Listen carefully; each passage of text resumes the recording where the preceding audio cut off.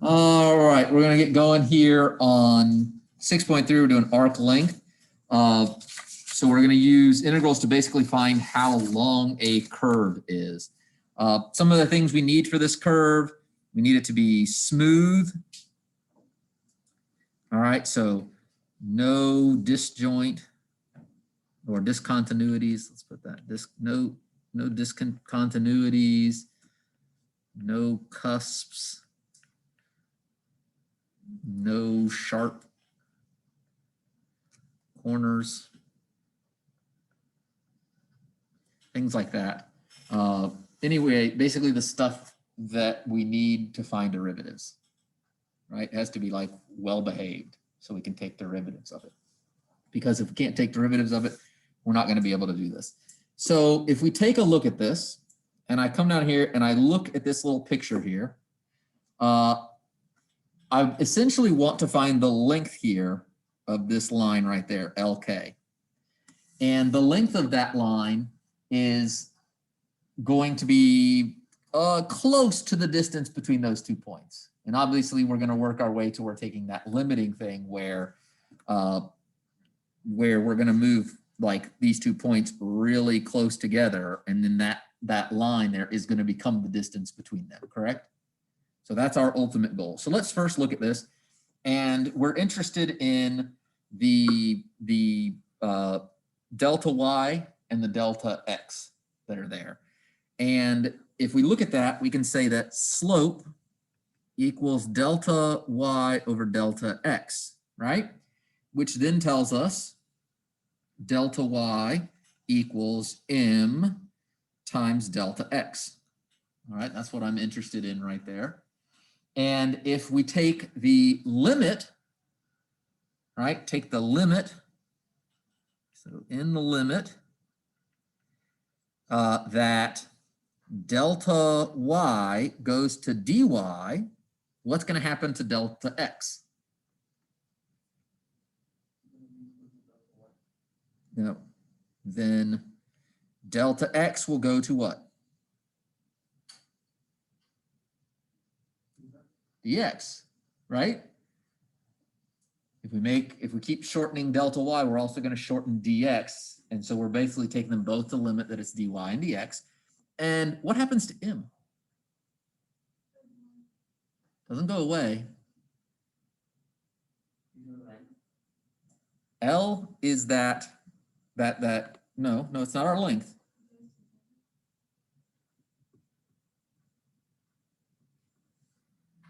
What's going to happen as we make these 2 points closer and closer together? What's going to happen to that slope? What's it going to become?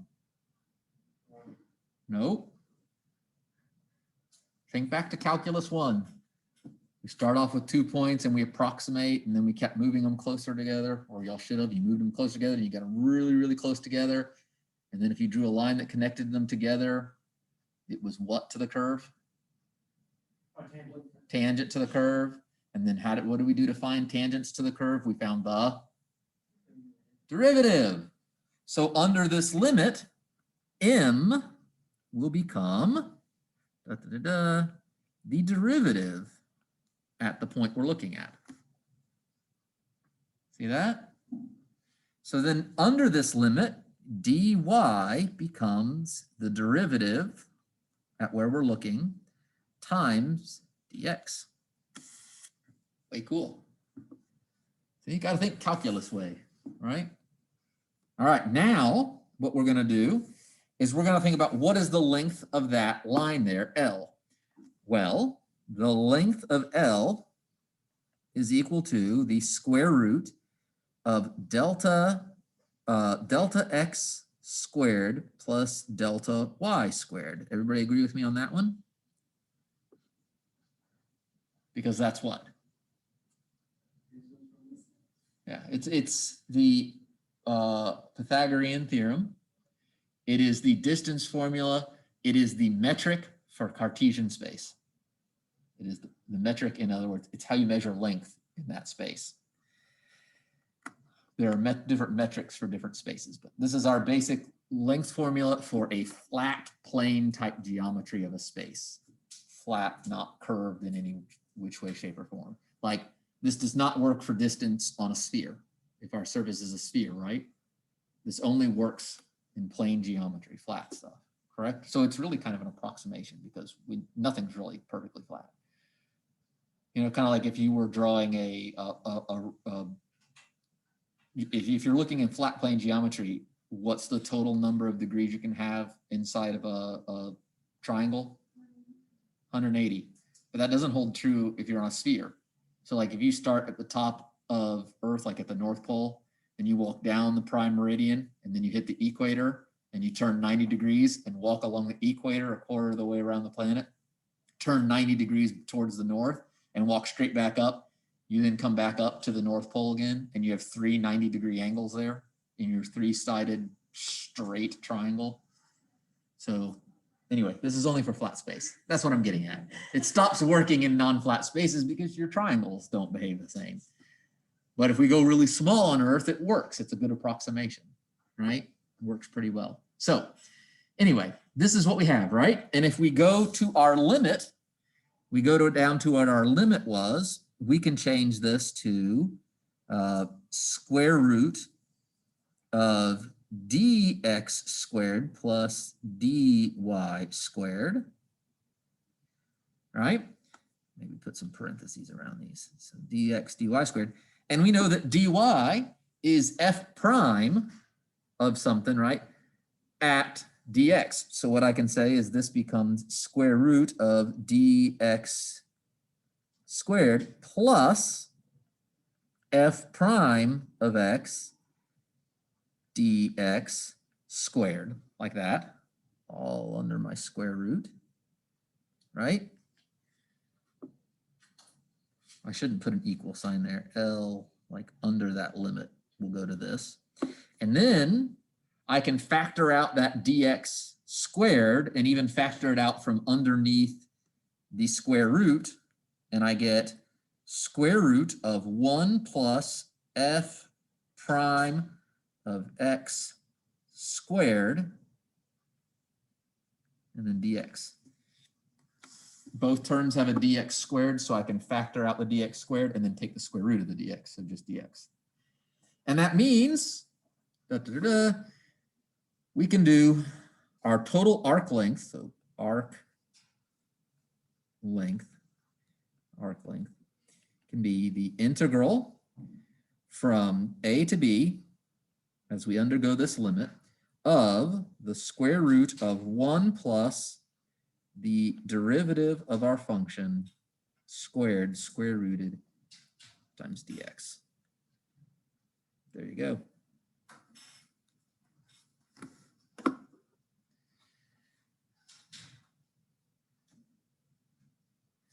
If you want it in a slightly different form, it could also be integral a to b 1 plus dy dx squared dx, like that, you know, because the derivative is dy dx, right? So, but anyway, there you go.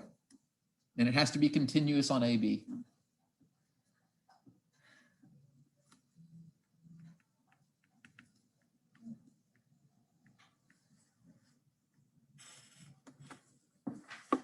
This is not the only arc length formula we will do. There's others, but this is a good one. So if you've ever wondered, like when you were looking at a crazy curve and you're like, I wonder how long that line is. Now you can do it. Now you've got it. So let's do some of these. Any questions on this before I go on? That makes sense? Follow each step. Follow each step. You don't have to follow all the way from the beginning in. You just have to follow each step, right? And then you'll slowly start to see it that way. Okay. No questions then? Let's look at this one. Find the length of y equals 4 square root of 2 over 3 times x to the 3 halves minus 1 on 0, 1. So our length formula, L, is integral a, why am I rewriting this? Let's probably just do this, right? This is our length formula. Copy.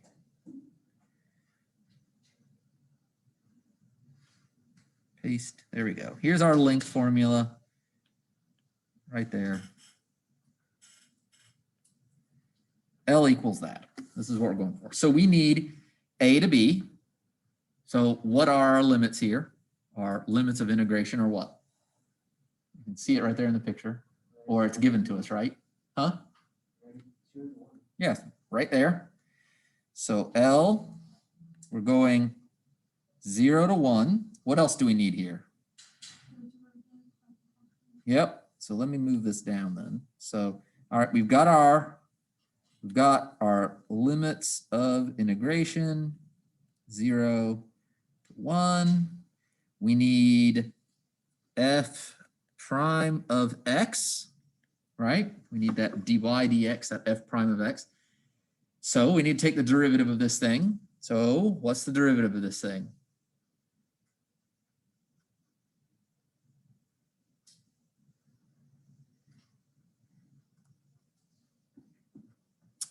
Bring the 2/3 out, or the 3/2 out front, right? So 3/2 times 4 root 2 over 3 x to the what? 1/2. And then what happens to the derivative of the -1? What's the derivative of -1? What's the derivative of a constant? 0.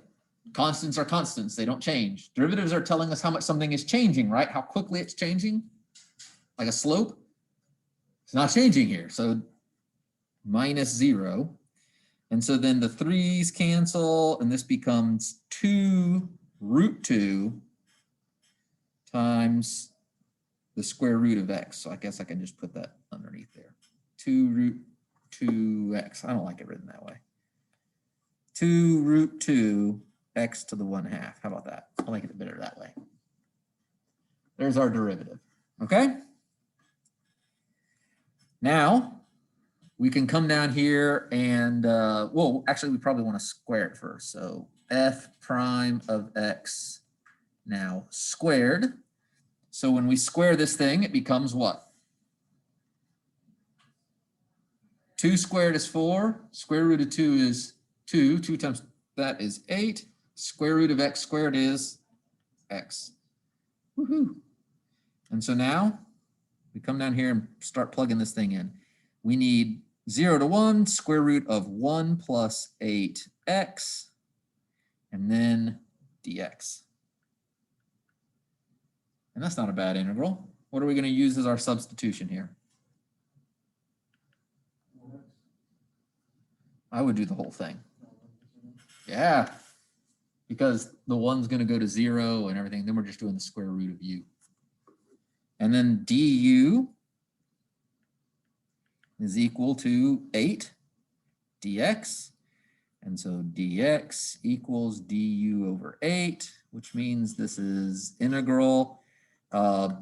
If we plug in 0 to u, we get 1. If we plug in 1, we get 9. The square root of u du over 8. So we'll keep going. This is 1/8 times. So this is u to the 1/2, right? And u to the 1/2 integral becomes what?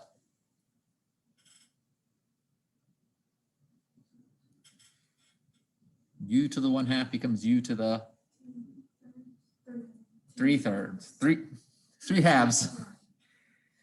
3/2 over 3/2, right? Over 3/2 from 1 to 9. And then that becomes 1/8, and then we have a 2/3. So I can bring that 2/3 out. So times 2/3 divided by 3/2 is times 2/3. And then we just have u to the 3/2, 1 to 9.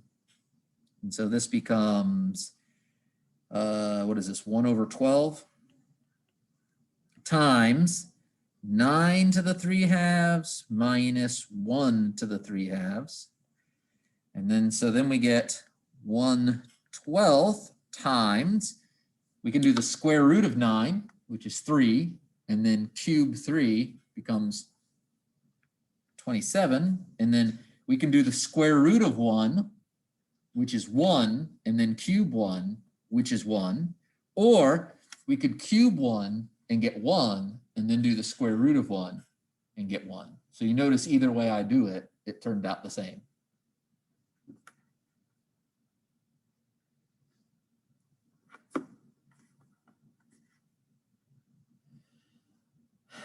So there you go. We've got that. And then 27 minus 1 is 26 over 12, which is 13 over 6. So 2 point something, something, something, something. Yes? Whenever you change the limits from 0 to 1 to 1 to 9, what did you plug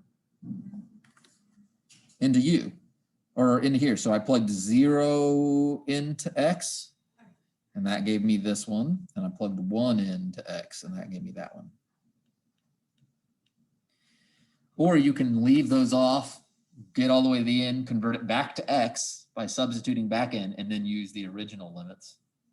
Don't forget, you can always do that if you're uncertain about doing it that way. I said you can just go to this step, leave the limits off, get down to this step where you've taken the derivative, and then substitute that back in, make it a function of X again, and then use those original limits. Then you don't have to worry about doing that. Just, it's a little, you know, I don't know if it's longer or shorter or not, just depends how easily you can plug those in or not. It's probably the same amount of work either way. Just be sure to switch it back to X and then use the X limits. And I mean, all you're really doing is saying, all right, if X is 0, then that makes U 1. And if X is 1, that makes U 9. So I can just use those instead. And if you know what I mean? If I swapped back to X, then I'd just use 0, which would give me whatever I put in for X would make that 1, right? Because it would have been like in here, I'm plugging 1 to the 3/2. If I had swapped back, I would have had 1 plus 8x to the 3/2, in which case I would have plugged 0 in there and had 1. So it's, you know, you're just kind of cutting a step out, I guess, in different order. Any questions on that one? No? How many more of these do we have? 28. I think 3 more. 1, 3 to try. You want me to do, let's do one here ourselves and then I'll I did that one. I want you to walk me through this one as a class here and then, so let's do this one together and then I'll let you try the last two. So find the length of the graph. F of X equals X cubed plus 1 over X. And then from 1 to 4. So let's do this one together. What should I do first? Well, the limits of integration are 1 to 4. Okay. Should I tell y'all if y'all say something wrong or just keep writing down what y'all tell me? Just, I'm not saying what you just told me is wrong. I'm asking, like, as we go through, should I just try what y'all tell me to try or tell you if you say something wrong? Okay. Sometimes that's fun to just go along with what the whole class agrees with and see what we get at the end. Okay. What's F of X? The whole thing or just the whole thing? F prime of X, I should say. All right. So what's my derivative here? X squared over 4. Yep. Plus ln of X. So I'm not sure. That's X to the negative 1. It would be 1 over X squared. There you go. And not just 1 over X squared. There we go. Negative. You bring that, so you were integrating it. You bring that negative 1 out in front and then make it, subtract 1 makes it negative X to the negative 2. So minus 1 over X squared. So that's our derivative. Now what do I need? I need a square. I need to square it. Is that what you're saying? Okay. So So what do I get when I square this thing?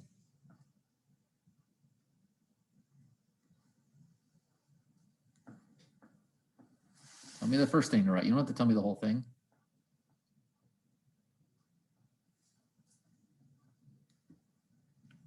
Does this help?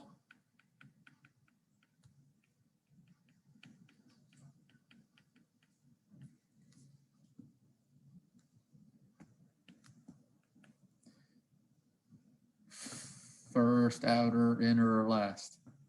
I really don't like that because it only works for these. Just do term by term. Every term in the first one times every term in the second one. So, so what's that? You mean x to the fourth? Yeah, x to the fourth, excuse me. X to the fourth over 16. Yep. And then?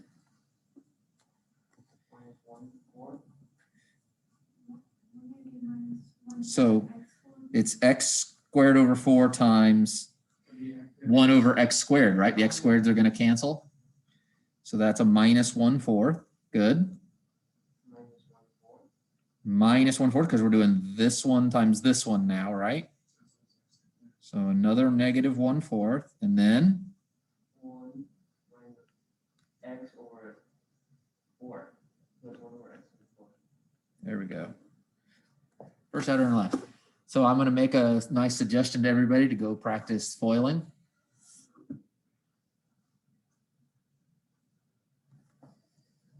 Now, this becomes x to the, and then what? That would be minus 1 over 2. No, because they're both negative. It would be negative minus negative. So,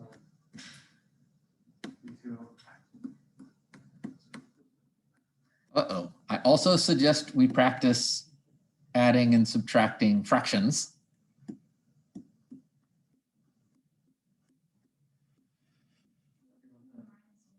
yeah. Good, because it's negative 2/4, right?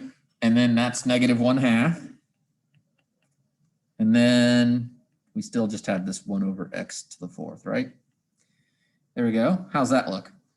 Do we want to leave it like that for integratifying it or what?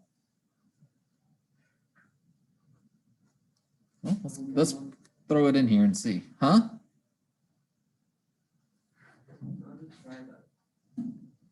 So what does L equal?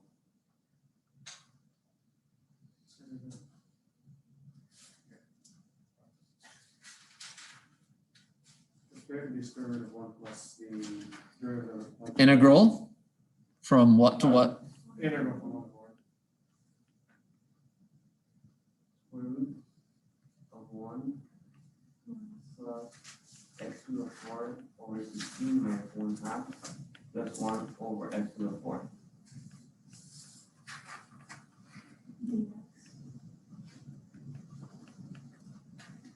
Okay. Now we need to take that integral. Ooh. Underneath that square root. That's not good, huh? Let's start combining this together and see if we can get a different form maybe, right? Because we have that, got that crazy square root there. That ain't gonna help us. So what's a common denominator for that thing? Here, maybe this will save us a little room. Let's do it up here. 16x to the 4th. Okay, 16x to the 4th. So what happens here for this first term? X to the 8th over 16 to the 4th. X to the 8th. Okay, plus or minus, or what did we have here? Oh, we had this 1 over here. Don't forget that. So we have 1 plus this, right? Oh, I shouldn't have done that then.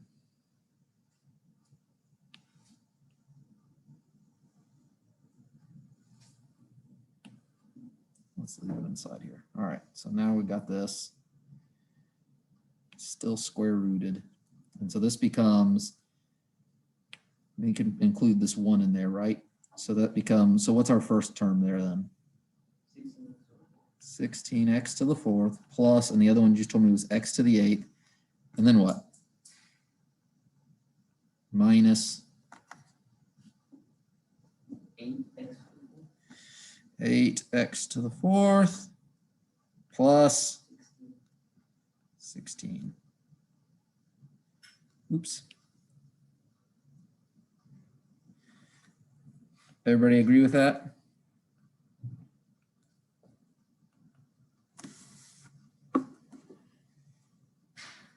Got anything we can combine there?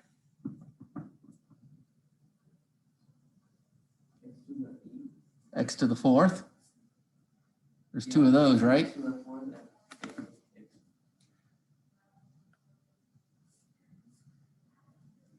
So this is x to the 8th. What's 16x to the 4th minus 8x to the 4th? Plus 8x to the 4th plus 16. Over top of 16x to the 4th. All right. Can we do anything with that?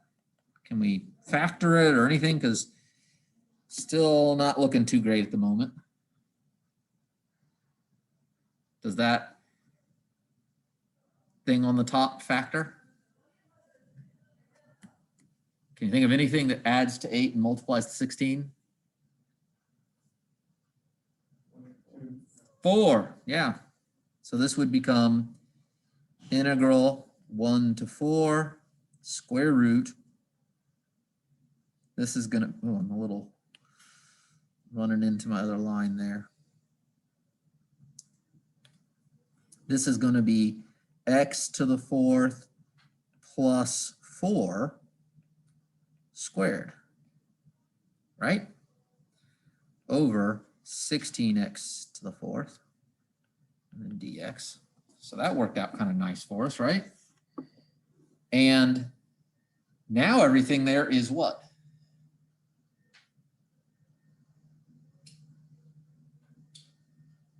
I believe the proper mathematical term is square rootable or square rootifiable. So we can do some square rootification on it. Okay? So the thing on the top, we can take the square root of it.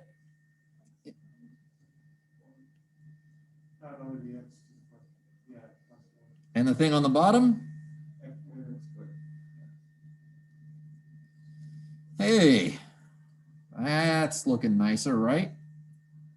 Now we don't have that square root. So now what do I do?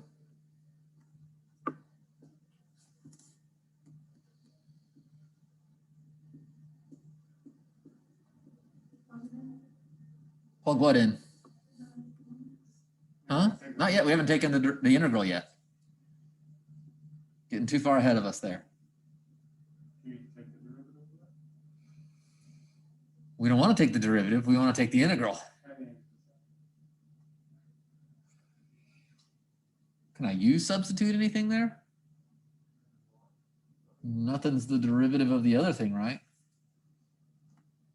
But I have a nice only single term in the denominator, so can't I just split this up into 2 terms and make it? Huh? Oh, split the terms. Thank you, Patrick.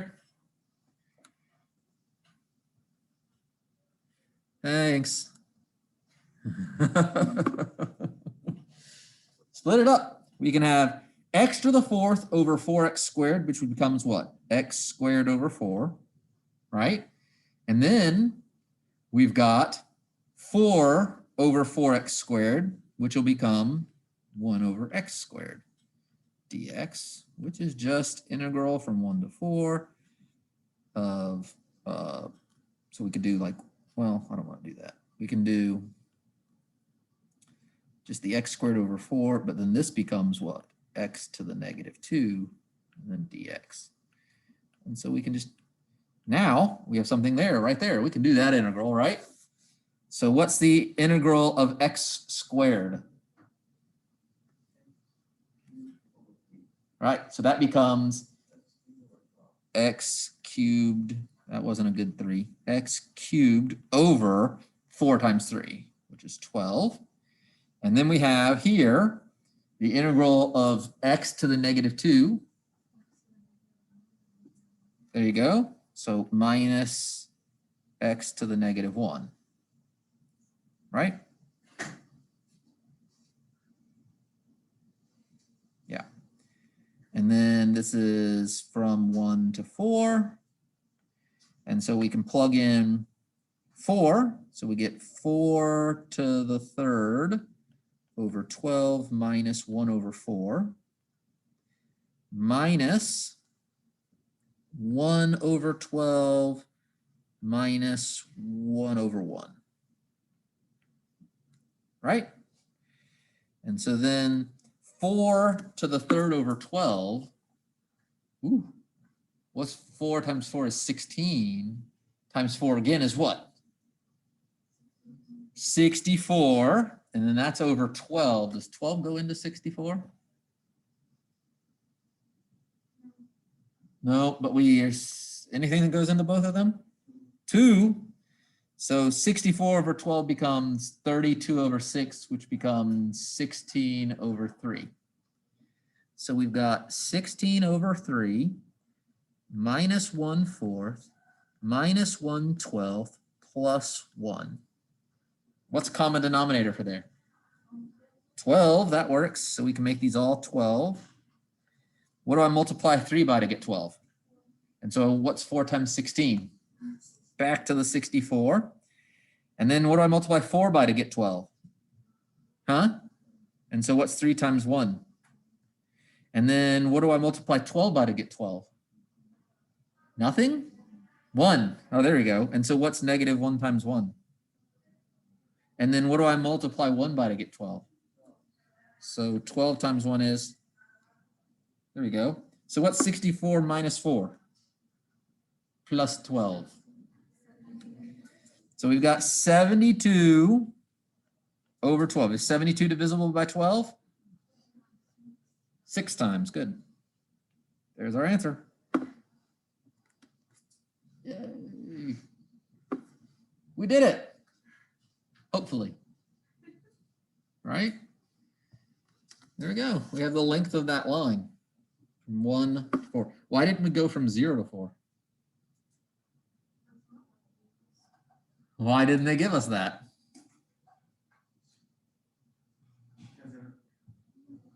Try it if you want. No? If we went from 0 to 4, what happens to this line right here? Yeah. It's going to blow up, isn't it? And then look what would happen. Right here, we have this 1 over x. We'd be plugging in a 1 over 0. Right? It'd be the same all the way up to there. And then we'd plug in, instead of 1 over 1, we'd have 1 over 0 right there. Okay? And so we'd have basically like a plus in something going to infinity. Right? Okay. Any questions? Isn't math fun? Ooh, what happened? I was trying to zoom to there. Okay. No questions? Oh, I went back a page too. Oops, 2 pages. All right, here.